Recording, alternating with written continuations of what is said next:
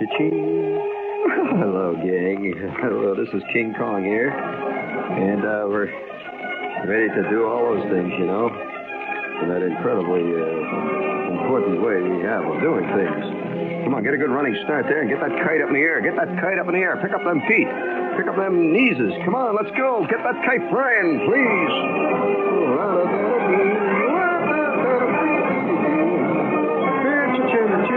Silly rock. Sickening. Funny piece of music. This is kind of a place. Let's see. One act frame, Charlie. Oh, the mustard on a hot dog. Hey, about every year or two, I do a show about Archy, of Archy and Mehitabel fame. And for those of you who have never actually heard the works of Archy, the verse libre poet, you've come to the right spot, as Archy would say. And Archy was the creation of a late writer for New York newspapers by name Don Marquis, occasionally called Don Marquis by the more erudite Francophiles among us. But nevertheless, he wrote for the New York papers.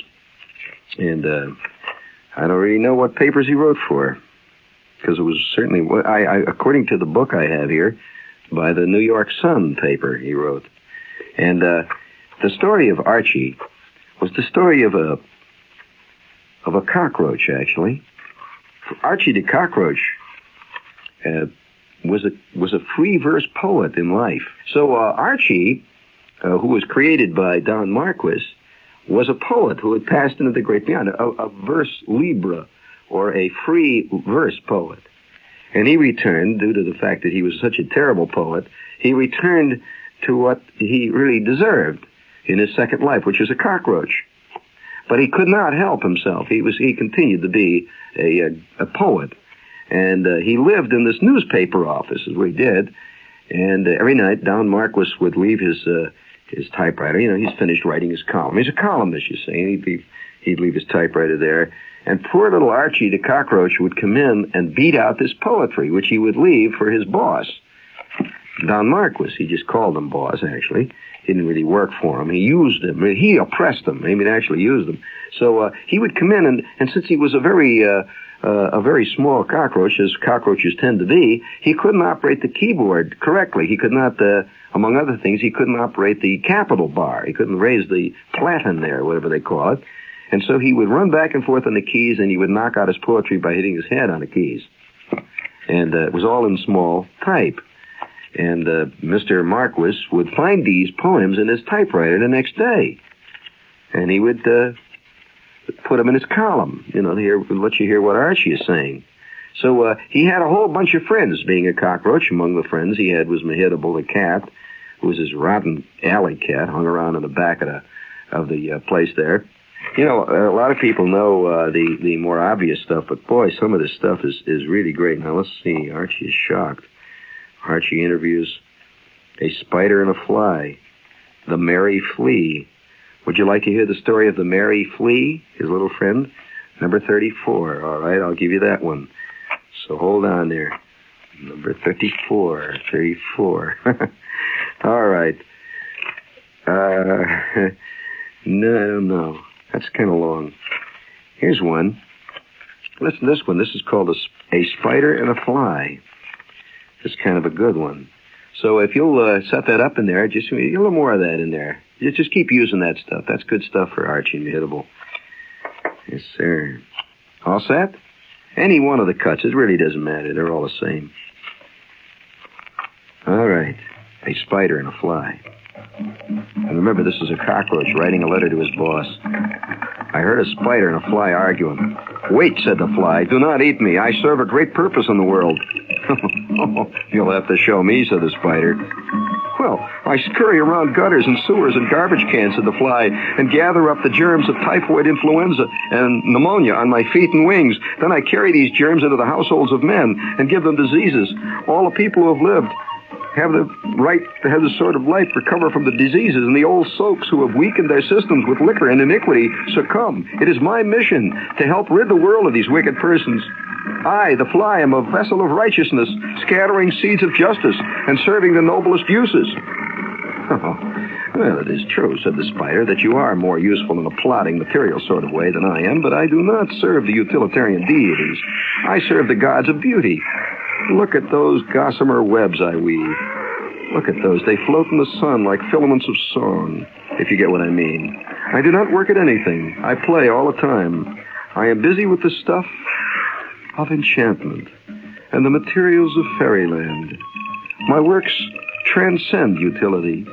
I am the artist, a creator, and a demigod. It is ridiculous to suppose that I should be denied the food I need in order to continue to create beauty.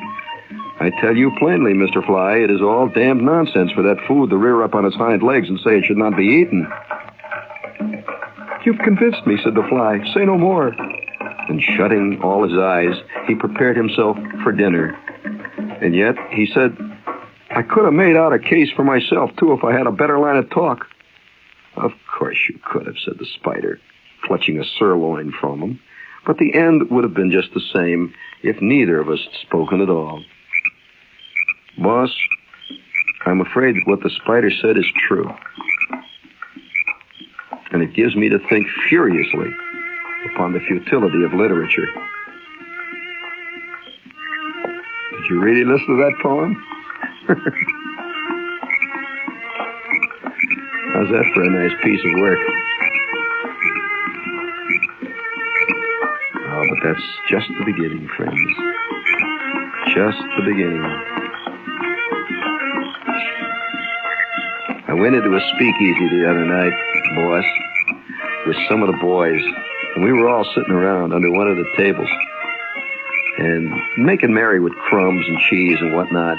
But after a while, a strange melancholy sort of descended upon the jolly crew, and one old brown veteran cockroach said with a sigh, Well, boys, eat, drink, and be maudlin, for tomorrow we are dry. The shadow of the padlock rushes towards us like a Sahara sandstorm flinging itself at an oasis. For years, myself and my ancestors before me have inhabited yonder icebox, but the day approaches when our old homestead will be taken away from here and scalded out. Yes, says I, soon there will be nothing but just soda pop to drink. And so I put it down the way it is. Boss, there's nothing like a good drink of bourbon to keep a man's spirits up, not to mention a cockroach. That's a song on the closing of a tavern. Oh, hold it a minute, Art. I'm going to find one of my absolute favorites here. This, like in any, it's hard to believe that this stuff, according to the copyrights on this stuff was written about the time and just after World War I. And it has a curious contemporary sound to it. Now, here's another one. And his sense of humor and such great irony that runs through his stuff. And I picked this book up. Now, if anybody's interested, I'm a great, at least I used to be for a while there. I used to hang around these used bookshops down on 4th Street. You've been down? A lot of those over on the east side over there. And 4th Avenue, rather. And there's some places down there where you can buy books. They have them in catalogs, categories, really. And so I picked this up some time ago. And when I was a kid, I never was much of a poetry fan, one way or the other. Maybe because I had to learn poetry by heart. It says, oh, boy, I've more torture learning stuff like, I tear her tattered ensign down, long may it wave on high. Shoo! I mean, it made me, I used to feel sick inside. One thing that shows that insects are superior to men, boss, is the fact that insects run their affairs without political campaigns, elections, and so forth. A man thinks he amounts to a lot, but to a mosquito, boss, a man is merely something to eat. I've noticed that when chickens quit quarreling over their food, they often find that there's enough for all of them. I wonder if it might not be the same way with the human race. Germs are very objectionable to men, but a germ thinks of a man as only the swamp in which he has to live. A louse I know, boss, he once told me right out plain that millionaires and bums tasted about alike to him. Just like that, you know. The trouble with most people is that they lose their sense of proportion. Of what use is it for a queen bee to fall in love with a bull? What is all this mystery about the Sphinx that has troubled so many illustrious men? No doubt the very same thoughts she thinks are thought every day by some obscure hen. Archy.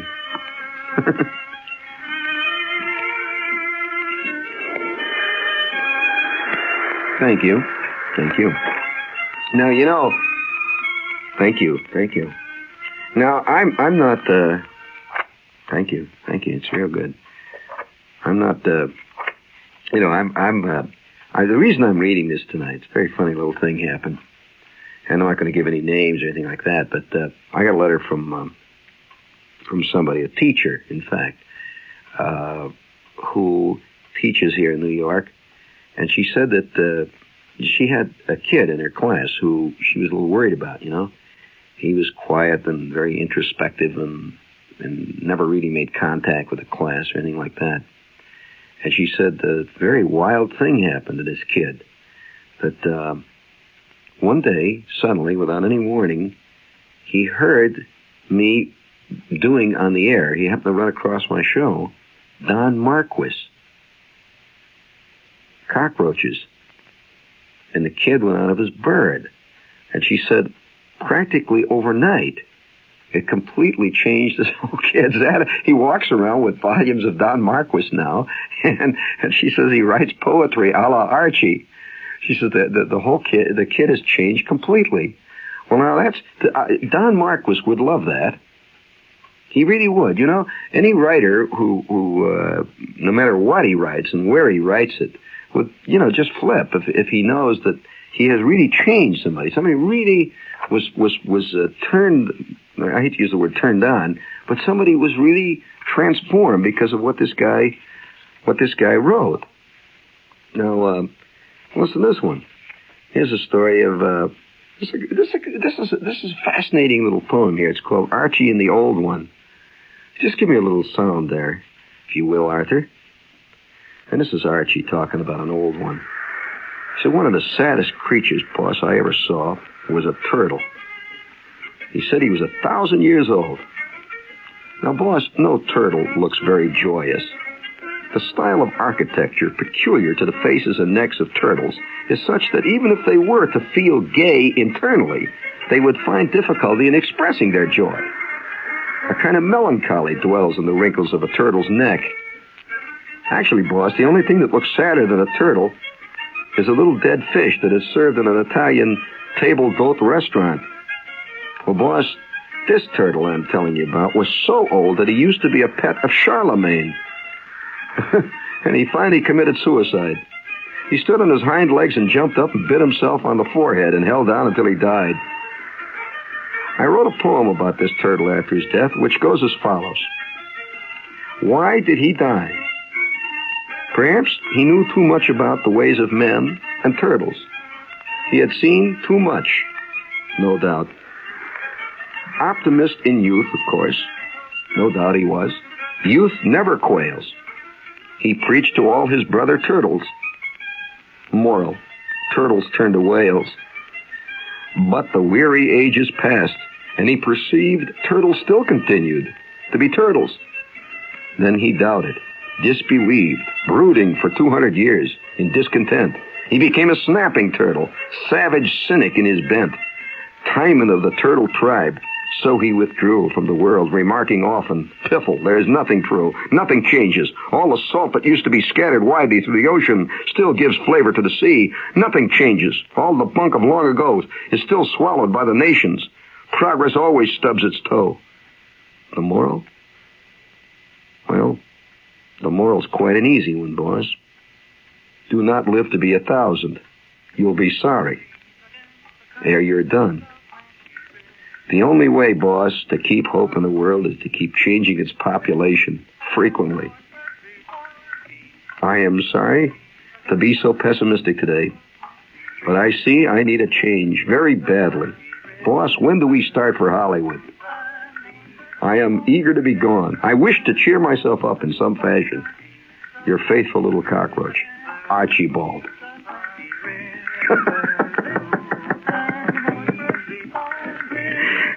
You want to hear a series called Archygrams? Archygrams. The woodlouse sits on a splinter and sings to the rising sap. Ain't it awful how winter lingers in springtime's lap? It's an Archygram. It is a good thing not to be too aristocratic. The oldest and most pedigreed families in this country are the occupants of various sarcophagi in the museums. But it is dull associating with mummies, no matter how royal their blood used to be when they had blood. It is a little like living in Philadelphia. It's an Archygram. Honesty is a good thing, boss, but it is not profitable to its possessor, unless it is kept under control. If you are not honest at all, everybody hates you. But if you are absolutely honest, you get martyred. Think about that one for a minute. Boss, as I was crawling through the holes in a Swiss cheese the other day, it occurred to me to wonder what a Swiss cheese would think if a Swiss cheese could think. And after cogitating for some time, I said to myself, if a Swiss cheese could think, it would think that a Swiss cheese was the most important thing in the whole world. Just as everything that can think at all does think about itself. Okay?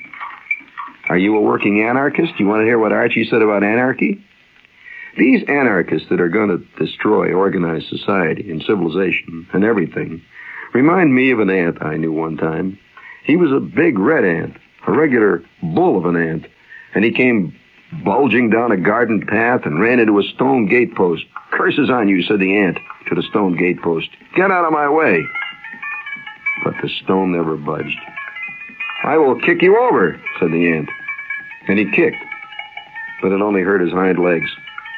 Well then, said the ant, I will eat you down. And he began taking little bites in a great rage.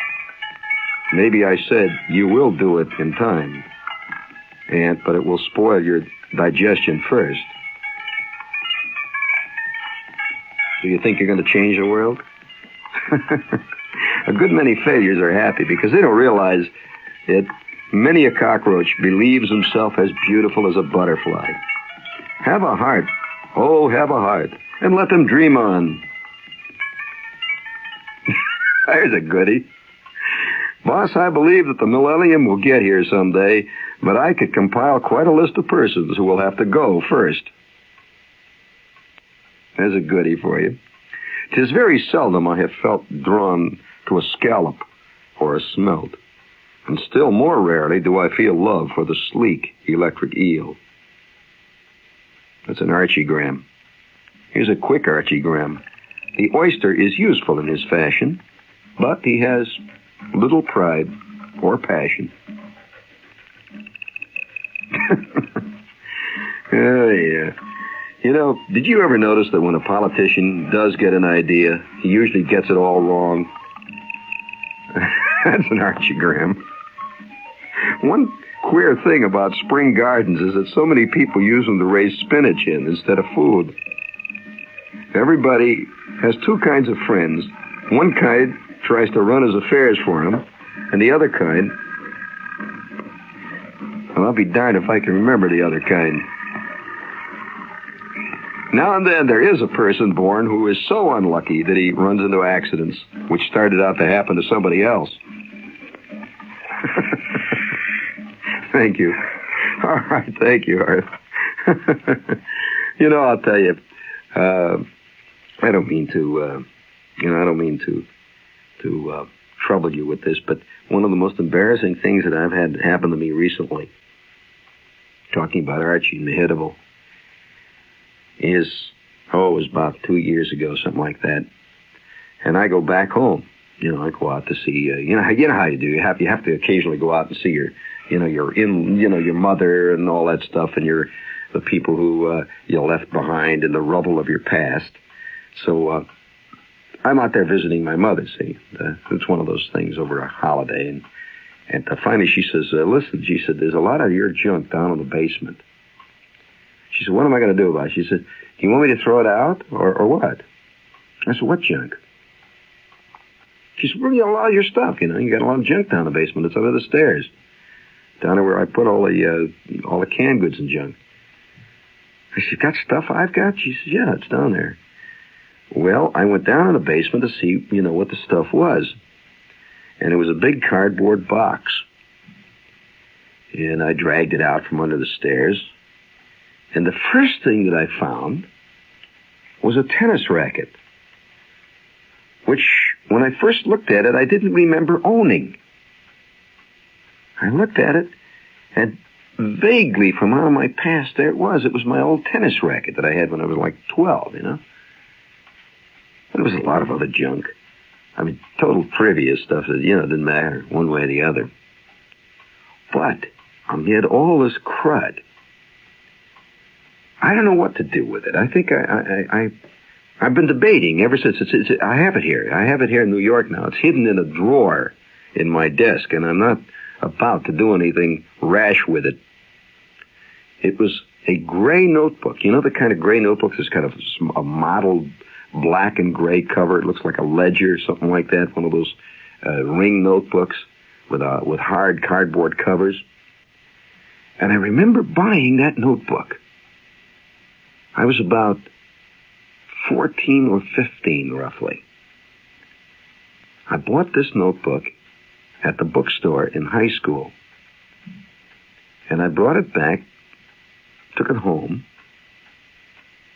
and the first 2 or 3 pages I used in a class that I was taking at that time, and the notes are still in there, in a physics class.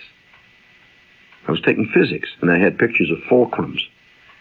I mean, everybody's drawn a fulcrum in his time, and I was real good drawing fulcrums. And I had things like a pulleys drawn, with arrows going up and down, one arrow pointing up and the other arrow pointing down, and it had weights on the bottom and stuff like that. That's moments of inertia. I've had a lot of moments of inertia, boy, I'll tell you.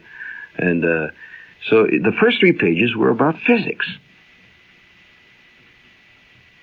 And I was leafing through the notebook. I knew there was something funny about that notebook from the minute I found it in that box. And I leafed through it. And I went through a brief period which came back to me and went, ooh. It made me, it made me feel kind of queasy. I went through a period when I was 14 or 15 of writing poetry. Did you ever go through that at all, Art? Did you ever go through a period where you wrote poetry? Well, would you like to see some of your poetry? No? Well, I think everybody goes through this thing. I'm not going to be so egotistical as to say that showed that I was a sensitive child. Not at all. If you read my poetry, it was the poetry of a total clod. But the usual mooning over the moon and usual drippy stuff about love and about it's unbelievable. So I took this thing out, see, and I'm starting to look at it. I'm sitting down in the basement, and I read these poems, and I had them with terrible names, names like The Unturned Stone, that kind of stuff, or The Dying Moon. Great names. One of the names had to do with an arrow. It said, upon shooting an arrow. Kids all get hung on that one. For some reason or other, that particular axiom, I shot an arrow into the air, this seems to appeal to kids. Kids and lady poets go for that real big, see? And so I was reading this poetry down in the basement. And it was not a good moment. I must tell you this. It was not a good moment because suddenly my total callousness, or callowness, not callousness, callowness, came rushing back. And I noticed one poem that I didn't really notice it. That came jumping off the page like letters of fire. There was a girl in my class at that time, a girl when I was about 14, named Eileen Akers. Now, Eileen Akers, I have no idea at this point why I dug Eileen Akers. Because I can see her in my mind. She was kind of a scrawny girl with big glasses. And not that there's anything wrong with scrawny girls with big glasses, but she was notably antisocial. Eileen Akers never got herself involved in anything, and I don't think she spoke more than 9 words to me in all the time I knew her. But I went through this thing of digging Eileen Akers. And she was kind of like, well, you know how every class has a wallflower type chick, you know, or a guy who never gets a date or something like that. Well, Eileen Akers was our wallflower. For some nutty reason, in the middle of my 14th year, I fell madly in love with Eileen Akers. And therein lies a sordid tale. I wrote a poem to Eileen Akers. And the name of the poem was To Eileen A. And you know, you could see I had been touched already by bad literature. You name a poem like that. To Eileen A. Well, that was all right, you know, as long as it stayed in my notebook. Well, one day, I had a locker. You all have lockers, you know, the locker you have in school. And my locker was like my pad. I had pictures inside the door, and I had all kinds of, you know, stuff I thought was real groovy stuff in there. I had my tennis shoes for gym hanging on the hook in the back, and all this stuff. And right next to me, in the next locker, was Schwartz. My locker was number 348 on the 3rd floor in the wing of the school. See, way in the back by the door. And there were thousands of lockers in the school. There must have been 3,000 kids go to the school. So, your locker, you kept it all your entire school career, 4 years. You stayed in the same locker. Well, you paid a 50-cent a year locker fee. Remember the locker fees and all that stuff? You know, I remember one time getting dunned by the school. I didn't pay my locker fee. And, I just didn't do it. I had the 50 cents, but I didn't, you know, paying a locker fee was kind of a drag. So I didn't pay my locker fee for about 3 or 4 weeks in the beginning of a semester. And I kept getting little white slips that would be given to me every day in homeroom. It says, please pay your locker fee at the office soon, with red lines under it. And one day I came to school and I rushed up to my locker, you know, like mad. I was always about 10 seconds before the final bell for being late. I came running into the school, and I rushed up to my locker, and I started to open the lock, and they had put another lock on it. That was the first foreclosure I ever had in my life. And, you know, I had to run down to the office and the whole thing, and they came up, and they sent up the janitor. He had the special lock, and he opened up the lock, and he said, I won't open the lock till you pay. And so I had to shell out my lunch money, by the way. I shelled out my 50 cents, and then I could get to my gym shoes. But this particular afternoon, me and Schwartz are at our lockers, you know, playing around, had the locker doors open, and I had clipped out from somewhere, I had a picture of this fantastic naked chick, which I had glued to the inside of my locker door. And it was considered very hip to have a naked chick glued inside your locker. A very big thing, see. And Schwartz, because Schwartz had a sardonic sense of humor, he had glued inside of his locker, he had a big picture of a naked gorilla. And, yeah, a big, beautiful naked gorilla. Well, you know, this is kid humor, see. So I've got this naked chick there, and Schwartz has got his gorilla there. And so we're standing around, you know, being smart, you know what, standing in front of our locker. And it's 3:30 at night, and school is out. It's right after the last class. And we had this little game we used to play. The game consisted of taking rolled up pieces of paper and pretending like you're dribbling down the hall, and you do these hook shots over your shoulder up, and they had these lights hanging from the ceiling, see, with the kind of like big mushroom-shaped glass white globe things like. Well, you dribble down the hall, see, and you go whoosh, up over your shoulder like that, see? And you throw them up and try to make them go into the globe. And there'd be all kinds of papers up in there, see? Well, Schwartz and I are playing this little game. We're flipping them up like that.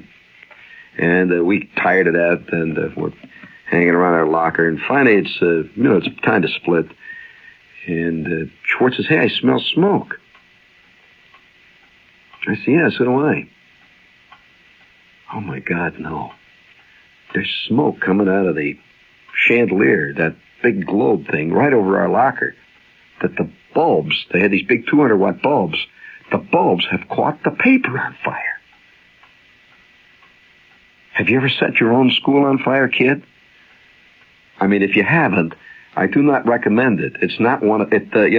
Theoretically sounds like a groovy thing, but in actuality, oh man, there is a fear that goes through your gut that just don't stop. And so, what do? So Schwartz, let's get out of here quick. I said, but Schwartz, you can't let it burn like that. A couple of sparks are flying out of there, and the smoke is, and a couple of kids see it. They go, I'm going to get out of here. I don't want to get caught down there. See, so I run like mad, down the hall, and Schwartz is running like mad behind me, see, and some lady teacher comes out. I didn't even know who she was. She comes out, she goes, fire! Fire!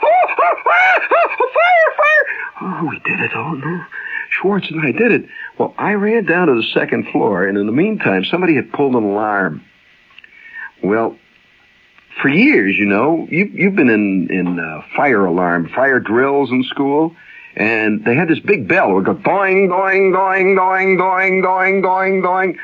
Well, people didn't pay any attention to the fire alarm, because you always had fire alarms. They're all still hanging around. Doing, doing, doing, doing, it's going. And then you could hear the sound of sirens coming from miles around. Oh. Well, Schwartz and I went downstairs and hid in the swimming pool. We had this empty swimming pool, which was used only certain months of the year, and it was an empty pool. So Schwartz and I hid in the swimming pool, which was a great place. We used to go to the pool. It was always dark in the swimming pool place. They had this big, like a swimming gym, had a track up around the top, and it would be dark. So we hid down there. We could hear yelling and hollering and fire engines. And 20 minutes after, it's all quiet again, and we go up and you smell smoke. And we crept back up to, by now the school is almost closed. We went back up to the third floor. And there it was. You could see above the chandelier, there was this big black ring on the ceiling. It had just made the ceiling black. And they had knocked the glass off the chandelier, and the light bulbs were out. And, of course, the fire was out, too. So Schwartz says, don't say nothing. I said, I won't say nothing. Don't forget, man. I'm in this, too. So we quietly opened our lockers. This is a story I have never told because it's a very painful episode. We quietly opened our lockers and took out our stuff that I was taking home. I had this notebook in which was written this poem, To Eileen A. I also took my arithmetic book. I believe I also took, if I'm not mistaken, I think I took a civics book. I always did this, it was kind of a routine. I never did anything with them when I got them home. I just took them with me, see. It was like a security blanket. Because it was always in my gut this deep-seated little flame that always said, you're going to flunk, Shepard. And I felt somehow I was safe if I was carrying a book around. And so we started to walk down the hall. I mean, we were as clean as a whistle, say. I'm walking down the hall, when all of a sudden the door opens to my left. It was one of the scariest, sickening moments of my life. The teacher who had screamed, fire, fire, fire, steps out of that room, and she looked at both of us, and she said, I saw you. You started the fire. Well, it was so totally unexpected that we didn't even deny it. Have you ever been caught so totally off guard that you couldn't think of anything to say? And she just looked at us for about 30 seconds. She says, I saw you, and I'll remember you, too.